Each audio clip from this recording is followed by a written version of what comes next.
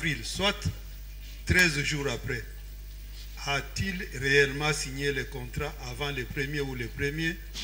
Auquel cas, il faudrait que ce contrat-là soit versé au dossier. Parce que nulle part ce contrat existe. Sinon, ce serait des contrats, le contrat du 1er ou d'avant le 1er et le contrat du 14 avril. Oui. Monsieur le Premier Président, c'est le prévenu qui répond ou c'est vous qui répondez à sa place? La défense, les prévenus, nous sommes dans le même lot, mais lui, il est prévenu, nous sommes contre. Vous l'assistez, maître. Vous l'assistez. Nous l'assistons. Oui. Merci beaucoup. Une raison de plus? Oui. Oui. On a fait venir le deuxième parce que le premier, il peut se rasseoir, hein, il peut se mettre, il est remercié, ok. J'espère que la Cour vous remercie. Restez quand même dans la salle, on pourra avoir besoin de vous d'un moment à l'autre.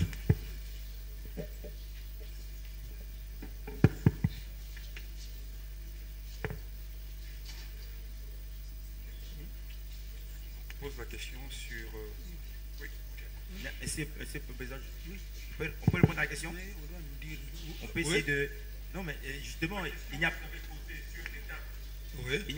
La question que vous posez, est-ce qu'il y a un autre deuxième contrat? Vous demandez même de l'exhiber. Non, on n'a pas deux contrats. Il n'y a qu'un seul contrat de 29 900 000. Oui. C'est le seul... 29 millions. C'est le seul contrat. Vous suivez, maître. Oui, vous avez suivi l'expert. Oui. Lorsqu'on transmet la lettre à l'autorité approbatrice, il faudrait déjà que le contrat soit signé par le ministre sectoriel. Est-ce que ce contrat, il était signé avant le 1er ou le 1er ou le 14? Tel qu'il est là, il est signé le 14. Je vais essayer de répondre à ça clairement. Hein. Oui. Lorsque mon client demande l'approbation le 1er avril, réceptionné le 1er avril, le contrat est signé. Je répète encore, et vous verrez même que le contrat parle de 2000 places. Non, mais c'est le contrat que vous avez là, qui est daté du 14. Donc en fait, ce qui se passe, c'est quoi? Le contrat est signé non daté. Lorsqu'il transmet à la Première ministre. Il est signé, mais il est non daté. C'est ça la réalité. On va tirer le conséquences. Oui, c'est ça. C'est ça que alors, lorsqu'il arrive, c'est-à-dire que vous verrez même que... Je ne sais pas si vous pouvez... Juste un élément. Vous remarquez même que lorsque le directeur de cabinet demande des compléments en retard, hein, alors que c'est inopérant, comme l'a dit d'ailleurs l'expert de l'ARMP, il ne fait pas allusion au contrat à signer. Normalement, si le dossier est incomplet, la première chose que le docteur Baptiste vérifie, c'est le contrat signé et daté. C'est la première chose qu'il demande. Donc, comme il a sûrement vu, le contrat est signé, il y a un problème. Je peux vous dire, et je crois que l'expert l'a dit, généralement, en fait, c'est quoi? C'est une question psychologique. Vraiment, on est entre nous. Les gens font quoi? C'est qu'on ne va pas envoyer au chef un contrat. Voilà. C'est comme si vous... Voilà. C'est ça la réalité. Il y a des choses ici, on aurait même fait du huis clos. Non, maître, vous voulez dire que le contrat était signé mais non daté. Voilà. Alors, comparez l'expert. Monsieur Christian Kaloumi, veuillez comparer. Est-ce que cette procédure est régulière de signer un contrat, de demander l'approbation, mais de ne pas dater? Le contrat est signé, mais on n'a pas mis la date. Et on demande l'approbation du Premier ministre ou de Madame la Première ministre. Est-ce que la procédure est régulière? Normalement, dans un contrat, il y a toujours une date. Hein, il faut mettre à la fin. Mais d'avis d'expert, ça peut arriver. D'accord. Ça peut arriver. Ok.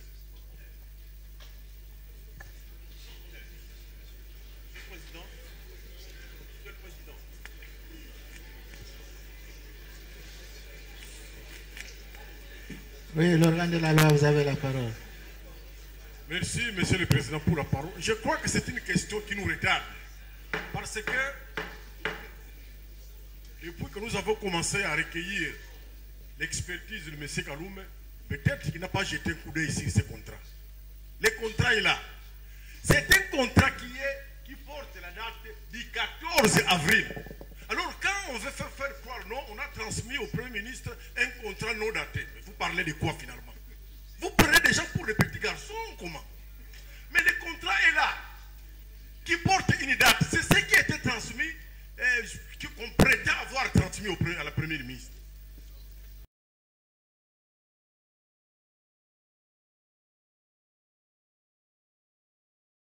14 avril. Alors on vous dit non, on a transmis un contrat qui ne portait pas de date. Mais nous parlons de quoi finalement?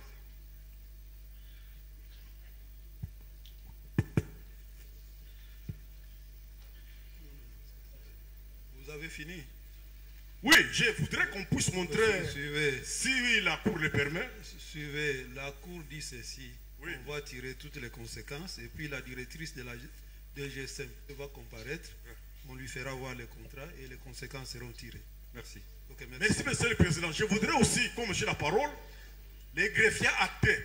La réponse venait de l'expert.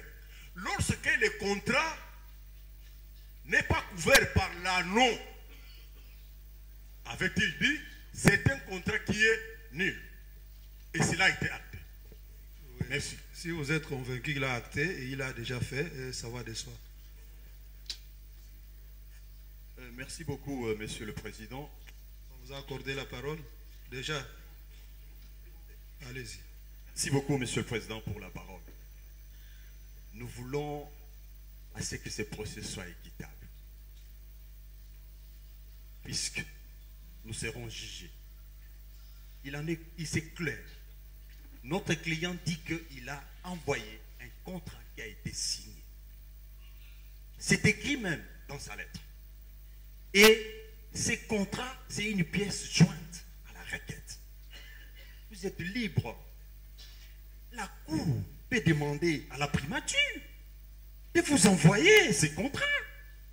Puisque la requête est là, je ne peux pas comprendre un service de la primature. On vient avec une requête, on dit, il y a un contrat signé, joint, et on va recevoir la requête sans contrat signé. C'est plus simple. Si le ministère public estime que vraiment c'est ça l'élément moral pour faire asseoir l'infraction de détournement, c'est de requérir. Ou encore à la Cour de demander que ces contrats soient envoyés, puisque vous ne faites pas foi à ce qui a été produit par notre client. Et pourtant, c'est renseigné même sur cette pièce qui se trouve dans votre dossier. Au lieu que nous puissions nous tirer à gauche et à droite, je crois que si vous prenez une solution dans ce sens que nous sommes en train de vous proposer, vous aurez la réponse là-dessus. Et encore, on parle d'un contrat signé. On ne dit pas un contrat daté. On a dit un contrat signé. Et c'est ça que même le ministre a repris dans sa requête. Maître, un contrat qui venait d'être signé. Nous venons de proposer. Oui. La Cour a déjà dit on va tirer toutes les conséquences. Dans tous les cas, merci. Il y a la directive de la DGSMP qui va comparaître. Est-ce qu'elle avait eu à poser les cachets? Tout ça, nous allons vérifier. Pourquoi revenir sur un problème déjà apparemment tranché par la Cour? Il y a encore une position? Non, nous n'allons pas nous éterniser. Il faudrait qu'on entende le deuxième témoin. L'espère, que dit? Il y a l'espère. Non, on a l'espère. La Cour vous remercie. Veuillez vous rasseoir, mais restez dans la salle. Le deuxième témoin. L'espère. Non, là j'ai identifié. C'était monsieur qui? Faille de l'ITP.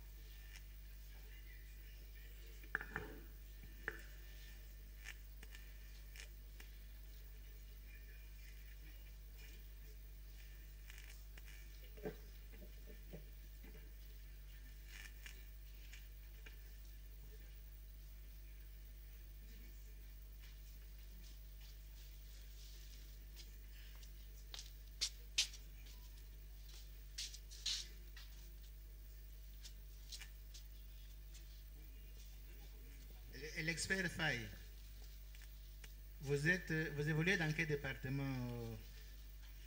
Direction du bâtiment civil. Pardon? Direction du bâtiment civil. Département? Bâtiment civil. Bâtiment civil. Et la mission de ce département? C'est la gestion du patrimoine immobilier du domaine public de l'État. Gestion du patrimoine. Immobilier du domaine public de l'État.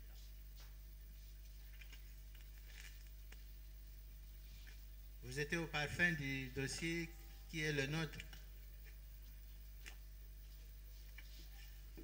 Est le ministère de la Justice peut construire des bâtiments, notamment la prison ou la maison carcérale. Ça rentre dans cette attribution. Toujours dans le domaine public de l'État. Pardon? C'est dans le domaine public de l'État. Nous posons une question claire et précise. Dans les attributions du ministère ou soit du ministre de la Justice, lui revient-il le droit de construire des bâtiments comme la prison centrale ou bien la prison de Kisangani sans passer par le ministère des ITPR? Je ne pense pas parce que on n'entre pas directement dans les attributions du ministère de la Justice. Pas directement.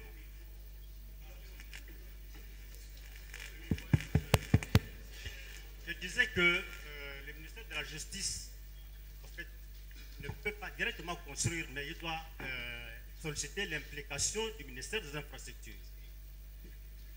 Dans ses attributions, il ne peut pas directement initier ces travaux. Bon, je ne connais pas les attributions du ministère de la Justice, mais en matière de travaux publics, je pense qu'il y a une collaboration avec le ministère des Infrastructures et des Travaux publics. D'ailleurs, c'est ça qui donne, qui est écrit qui est repris dans les attributions même du ministère des Infrastructures. On construit, mais avec la collaboration du ministère sectoriel. Je ne sais pas si je me fais comprendre. Est-ce que vous pouvez décrire des attributions des ministères des ITP? Oui, je peux, je pense que à la suite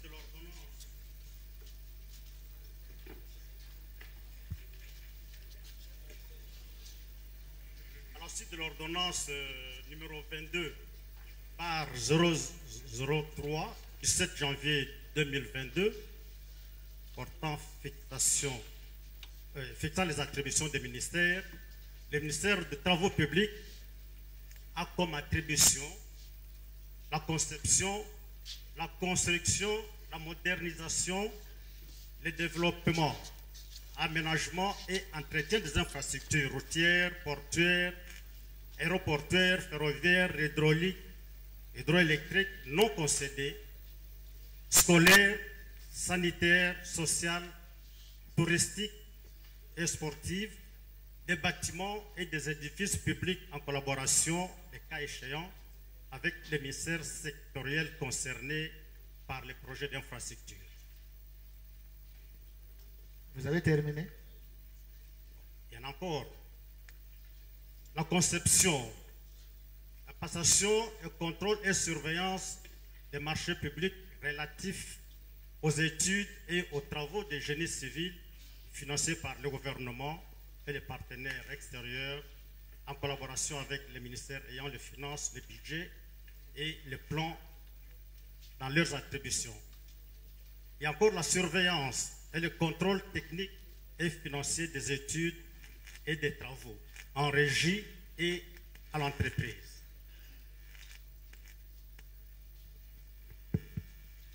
L'expertise, contre-expertise en matière d'études portant sur les travaux publics et les biens mobiliers de l'État. La promotion des matériaux de construction, ça je passe. L'inventaire, analyse, interprétation des données sur les infrastructures et les équipements, élaboration des normes en matière de construction, contrôle de l'application des normes légales, réglementaires et techniques relatives à la construction, conception de la politique de reconstruction et en collaboration avec les ministères concernés, la gestion du parc automobile de l'État, la gestion des stocks et suivi de la consommation des hydrocarbures de l'État, la gestion du patrimoine immobilier. Suivez. Vous risquez de terminer la lecture, il se fera déjà tard. Voilà. Non, non, je suis à la fin. Suivez, non, me suivez. À vous entendre parler, le ministère de la Justice, lorsqu'il fait la passation des marchés publics, ce contrat-là doit être validé par vous, par votre ministère. C'est ce que vous voulez dire. Nous ne validons pas le contrat. Vous ne validez pas. Vous dites que vous êtes en collaboration. Cette collaboration doit consister en quoi? Aux études, aux dossiers techniques. Est-ce que dans les cas d'espèce, parce que vous êtes venu pour ces litiges, quels sont les actes que vous avez eu à poser dans le cas de la construction de la prison de Kisangani? Aucun. Aucun. Vous avez totalement été ignoré. Mais vous avez même appris qu'il y avait quelque chose dans ce sens. Aucun. Bien. C'est ici que vous l'apprenez ou vous l'avez appris d'une autre façon? Non, je l'ai appris parce qu'il y a une lettre du ministre de la Justice qui saisit le ministre des Infrastructures. La lettre date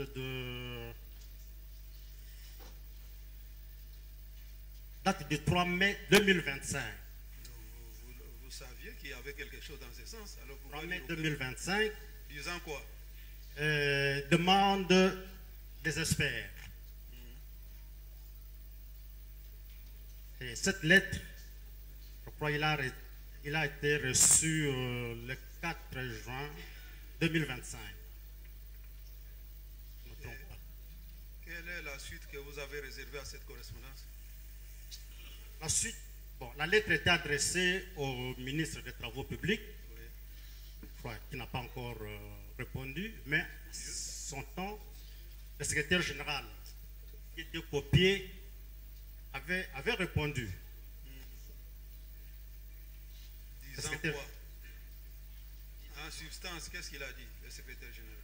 Le secrétaire général a dit ceci, qu'en attendant la suite qui sera réservée par son Excellence, Monsieur le ministre d'État,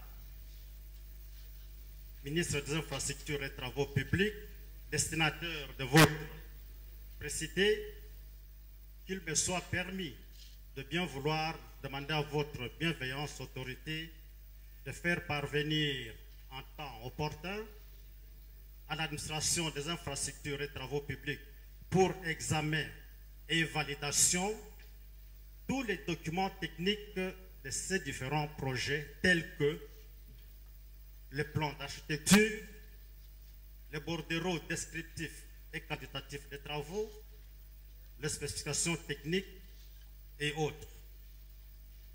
Voilà. Elle permettra une meilleure implication de nos services dans ces dossiers en vue de la mise en œuvre efficiente du projet. C'était ça la réponse du monsieur le secrétaire général. Et les documents demandés vous ont été transmis? Jusque-là, non. Ah, jusque-là, non. Non. Ok, merci.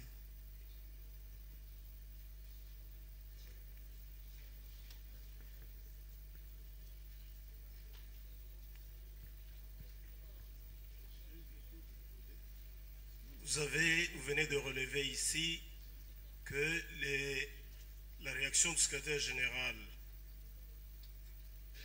consistait en ceci que tous les documents devaient être soumis au ministère des ITPR pour examen et pour la validation. En quoi consistait cet examen ou en quoi consiste cet examen du dossier et en quoi consiste la validation à laquelle le secrétaire général fait allusion?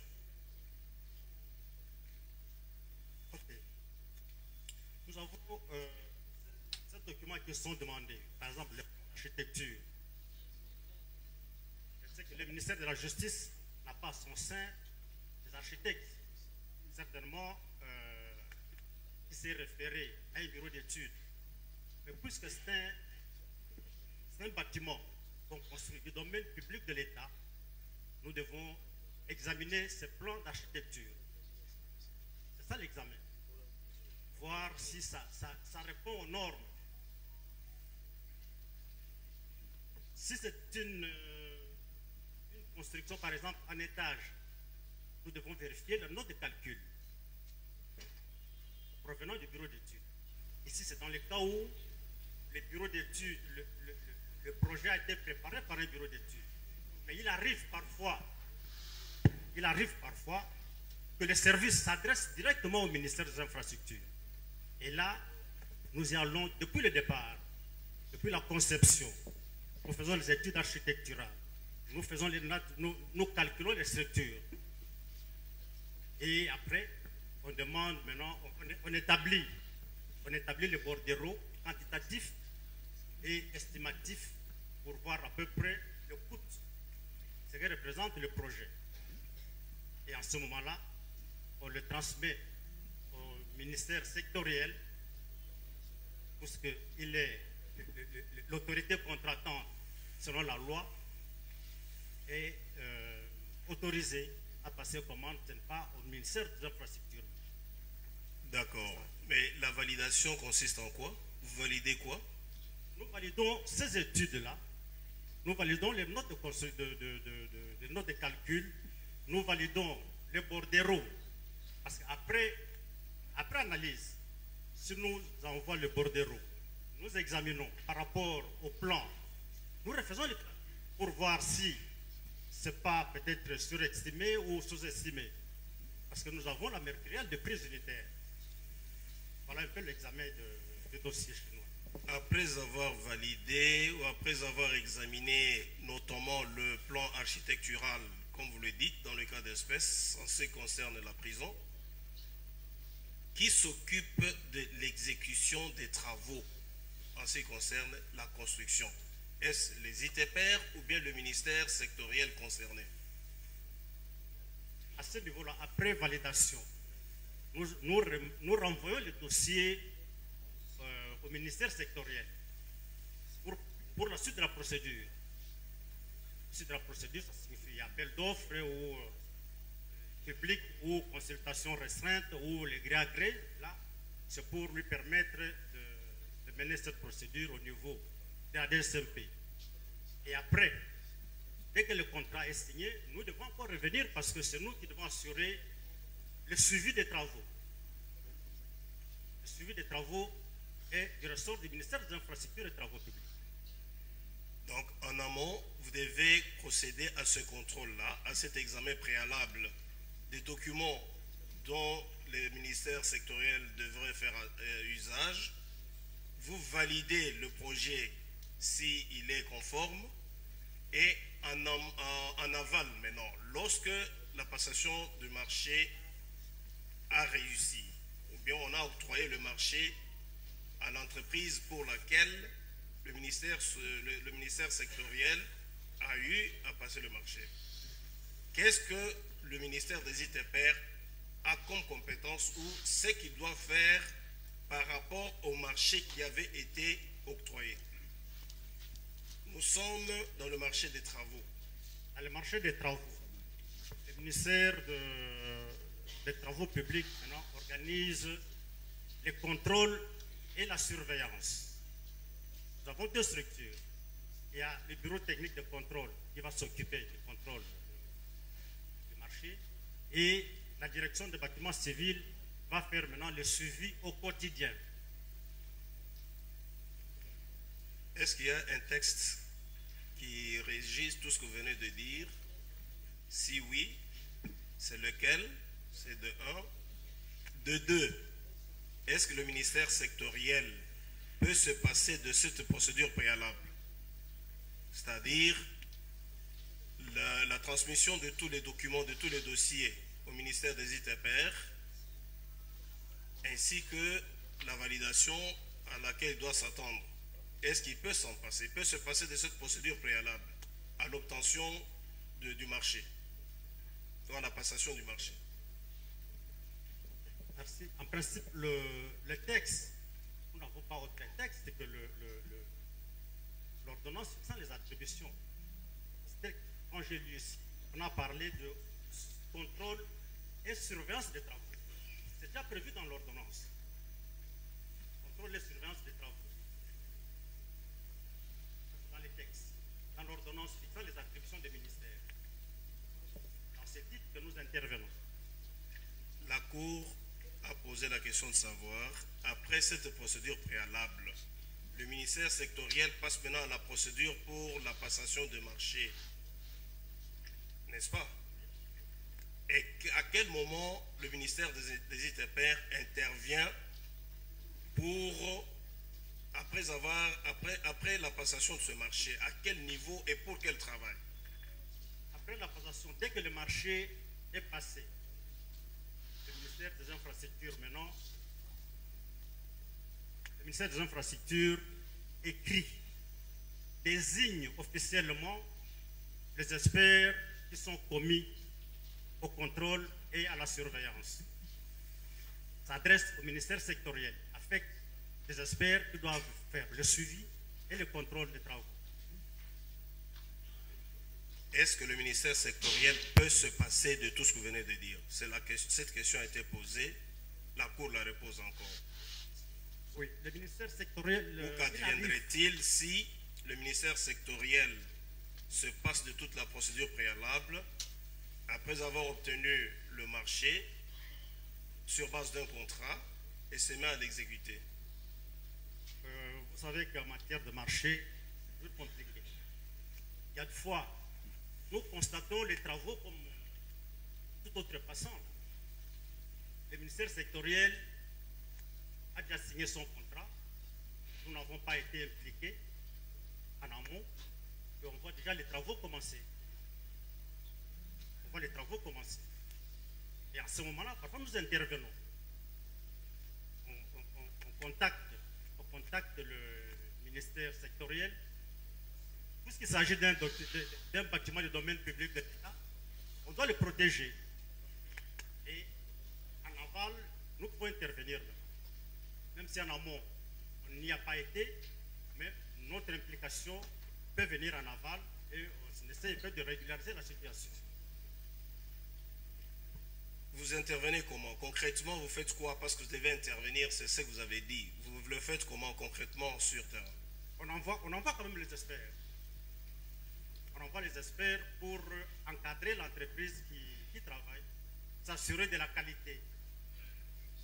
Dans le cas d'espèce, le dossier qui est sous examen concerne la construction d'une prison ou d'une maison carcérale à Kisangani. Le ministère sectoriel, c'est le ministère de la Justice. Est-ce que vous avez eu à désigner les experts pour le suivi ou vous avez été contacté à cet effet? Je dis que nous avons été contactés par la lettre du ministre. Nous avons été contactés par la lettre du ministre. Mais comme il n'y a pas encore de contrat, le marché n'est pas encore... Dans sa lettre, il demande des experts. Il demande des experts et nous avons demandé, avant que les experts ne puissent partir, il faut que nous ayons les éléments constitutifs du dossier. Et vous n'en avez pas? Non, il n'y en a pas. Jusqu'aujourd'hui, dans les annales du ministère des ITPR, il n'y a pas un projet de construction d'une maison carcérale à Kisangani. Sauf erreur de ma part, mais je pense qu'il y en a.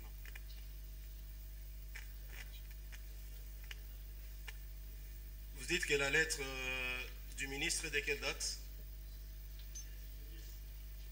Du 15 mai. C'est le 9 mai.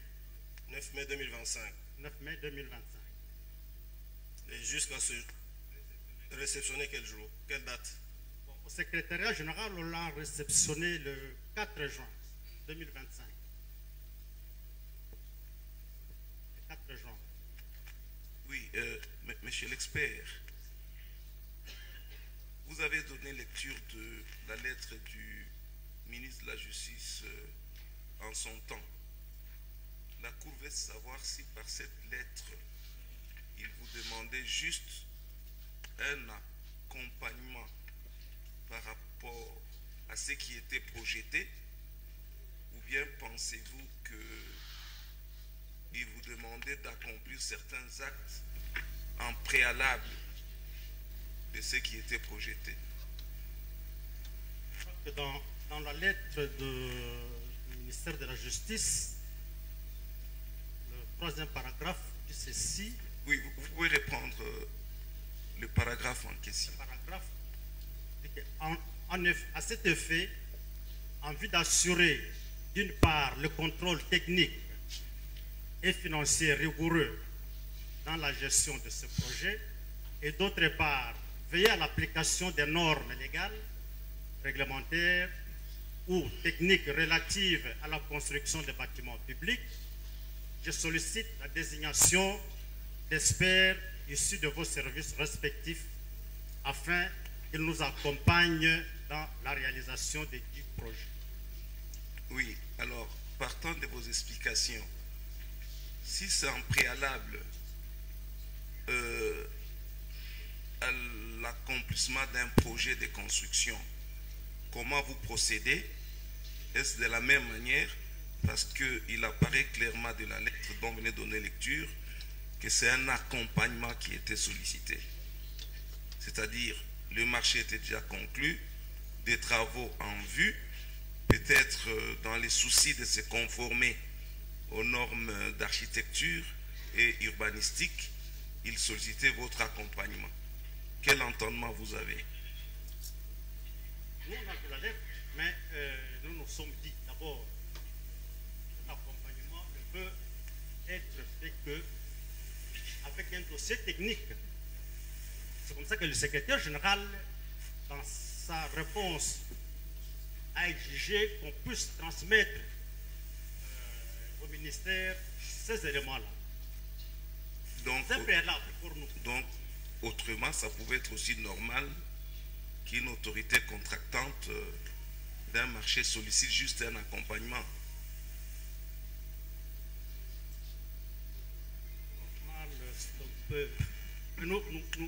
Nous exigeons toujours l'implication en amont et en aval. Oui, c'est ce qui est, vous dites par principe, en amont et en aval. Mais ici, il y a une autre situation. Est-ce qu'il arrive que des situations pareilles arrivent pour que les choses se passent selon les règles de l'art? Oui, ça arrive. Et quand ça arrive... Quand ça arrive, on sait que nous exigeons ce document-là. Mais quand ça arrive, nous constatons qu'il y a par exemple un déséquilibre entre ce qui est commandé et ce que nous avons trouvé. À ce moment-là, nous écrivons à... Et à ces jours, si jamais les travaux avaient commencé et que les documents que vous exigez vous étaient transmis, les choses apparaîtraient normales, non? On peut toujours arrêter. Non. Les travaux entamés, oui.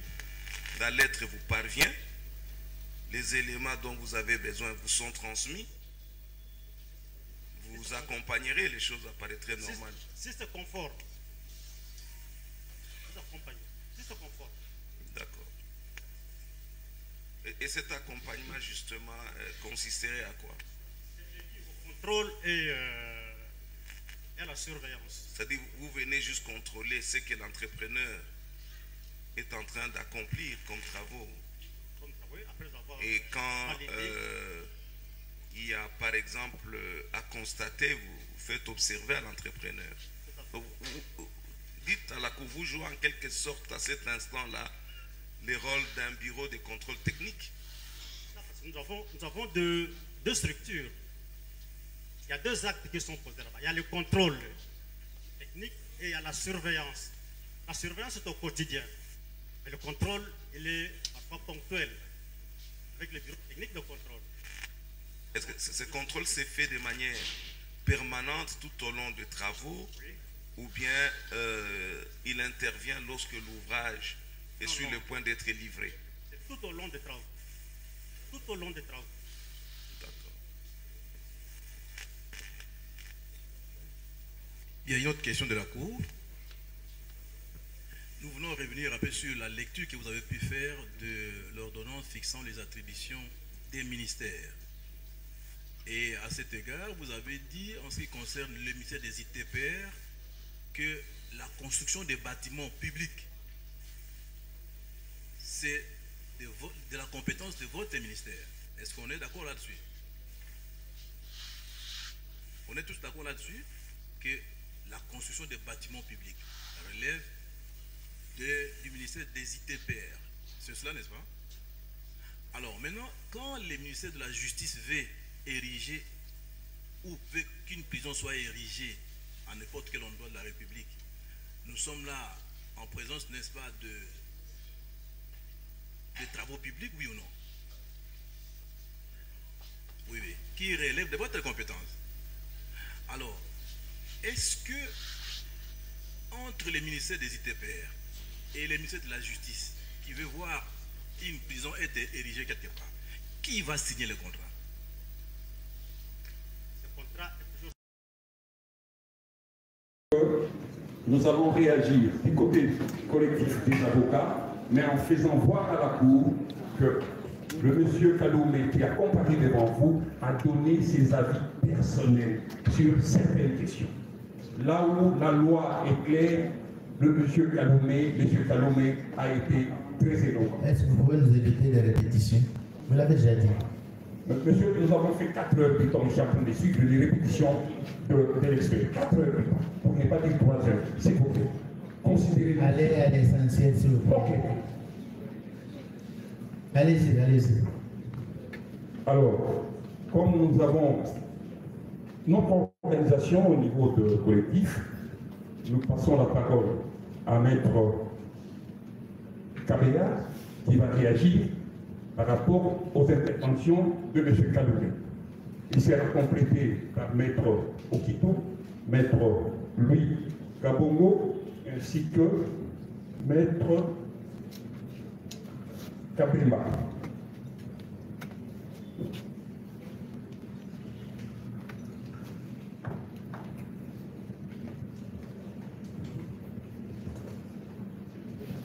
Allez-y, allez-y. Merci. Merci. Merci. Allez-y, Merci beaucoup.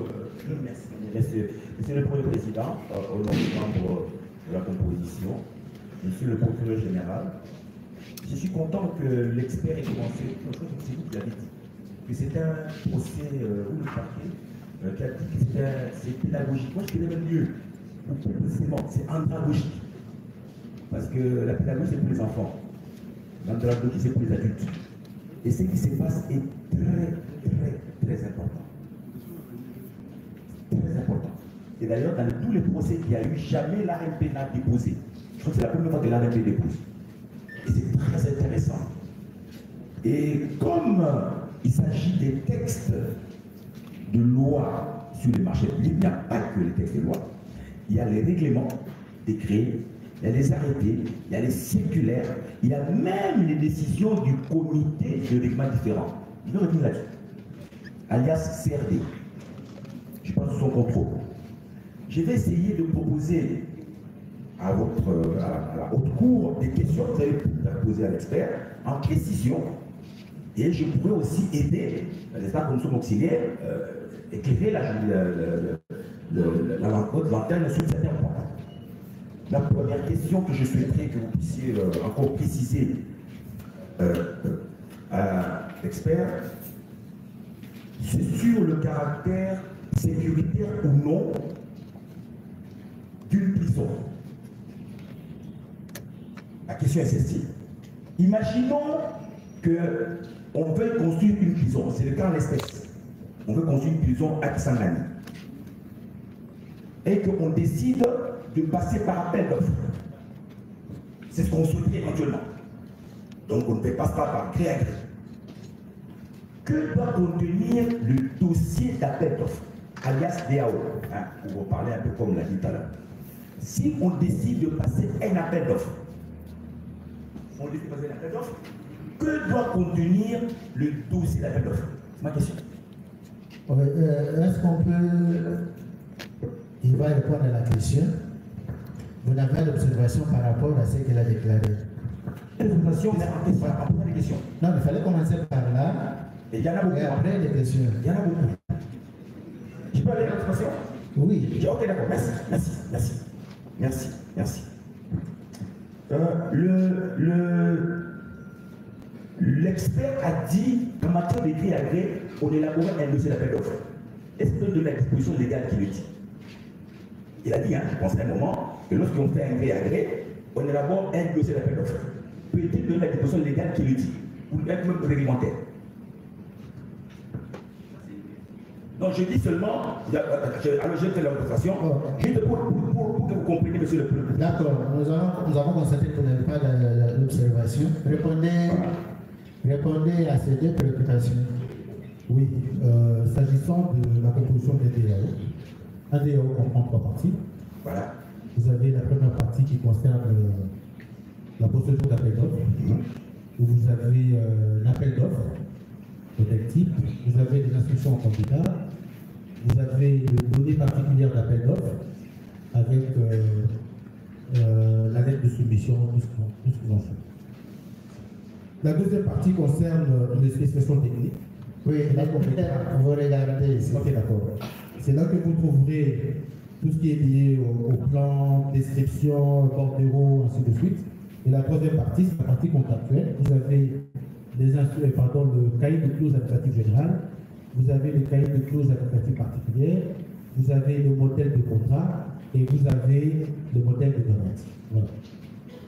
Partant de la deuxième question, on vous demande, on peut donner la disposition légale qui étayerait au raisonnement selon lequel, dans un marché de gré à gré, il faut qu'il y ait un bilan. Je répondrai comme ceci. S'il n'y a pas de DAO, où se trouveraient les conditions du marché? Où se trouveraient les prescriptions techniques, les données techniques qu'aurait, on suppose, préparées, qui seraient préparées par le bureau d'études ou par l'expert qui aurait fait qui aurait fait les prescriptions? Cela se trouvait dans un document. C'est le DAO. C'est logique. Je crois que l'expert n'a pas répondu à la question. J'ai dit quelle est l'expression légale. Je n'ai pas dit si ça existe. Il n'a pas répondu à ça. Il a répondu. Merci. J'ai une observation à cette réponse pour vous dire que l'article 41 de la loi dit, je cite, un marché est-il de gré à gré lorsqu'il est passé sans appel d'offres. Ça veut dire qu'on ne peut pas avoir un dossier d'appel d'offres. C'est juste une précision. Donc parler de dossier d'appel d'offres dans un marché de gré à gré, c'est